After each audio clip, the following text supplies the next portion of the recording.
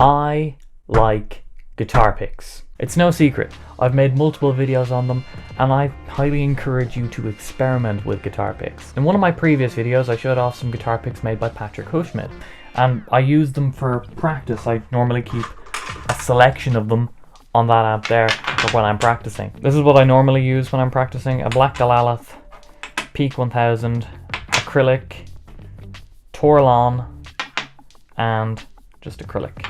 Well, I received a surprise package in the post about a week ago from Patrick saying thank you for doing that video, and he sent me some more guitar picks. So, full disclosure here, the guitar picks I'm about to show you I received for free. Also, part of that disclosure though is that I wasn't part of a deal to make a video about them. It was just he sent me guitar picks. But I wanted to do a video anyway because these are some really interesting ones. The control for all of these videos has been this same pick, so it's not going to change now. This is the Dunlop 1.14mm Jazz III Tortex pick. It's the standard pick I've used in all the pick videos. So these are the 5 picks we're going to look at, and we'll start with the most basic one. This is a 3mm Gallalith pick, rounded on all 3 edges, and it's probably the closest to a regular guitar pick out of the bunch because it's 3mm thick, and that, while is thick, isn't extreme in comparison to like Dunlop stubbies or something like that. Another material that's quite nice visually is this acrylic pick, but this pick has 3 sides, 1 rounded, 2 pointed. So it's probably the most versatile out of the bunch, and it's 5mm thick. This also in thickness doesn't feel too different to a regular pick.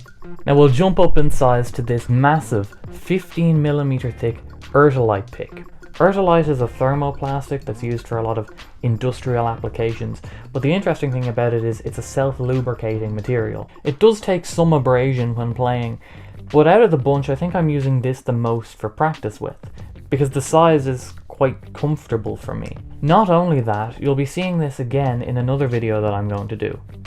A little while ago I wanted to do a lesson video, and it was going to be mainly focused around the right hand technique, and I wanted to show different picking methods, and I couldn't get the right camera angle to show in detail what my right hand was doing because I was using a regular Dunlop pick which was thin, and you couldn't see the pick. You could see my hand, but you couldn't see the pick.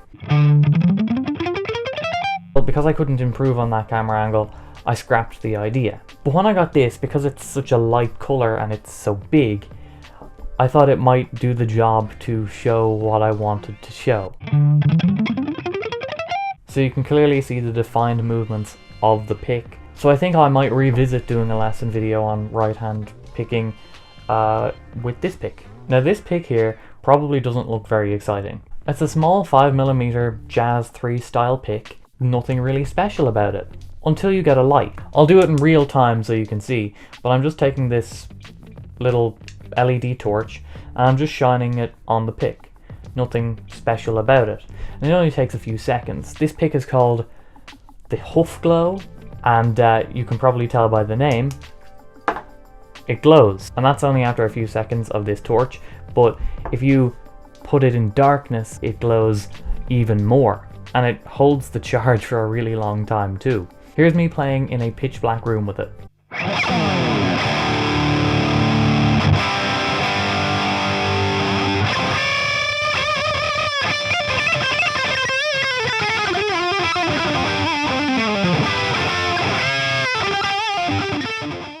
And now I've messed with the saturation so you can see on camera that it does light up at least some of your instrument, which I think could be cool for music video applications and stuff like that.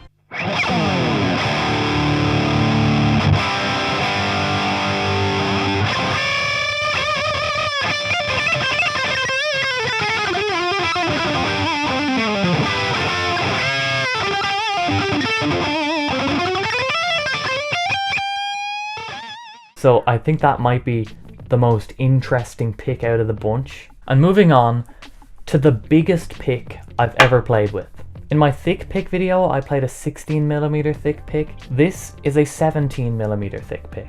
And it could probably be argued that this is more art than a guitar pick. Because of the cast acrylic, it's so interesting and it moves in the light. But not only that, you take the torch, and if you shine it on the middle center strip of the guitar pick, it's made out of the same material as the other guitar pick was, and it glows.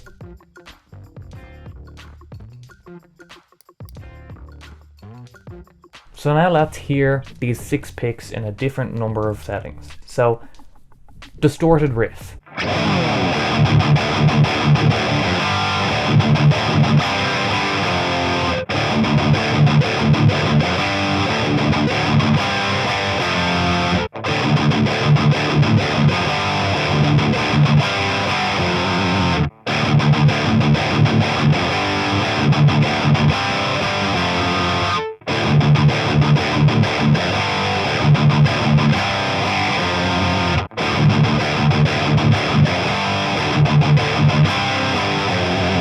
Personally, out of that, I think I prefer the acrylic pick.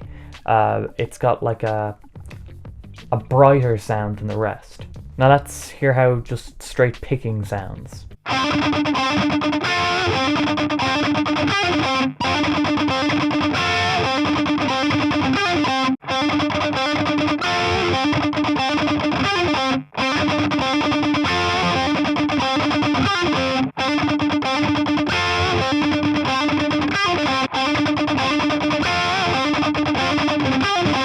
I don't know if I noticed too much of a difference between all the picks. There was a little bit of a difference with the HufGlow. I think that sounded a little bit different than the rest. And now let's just do a light overdrive kind of break-up sound.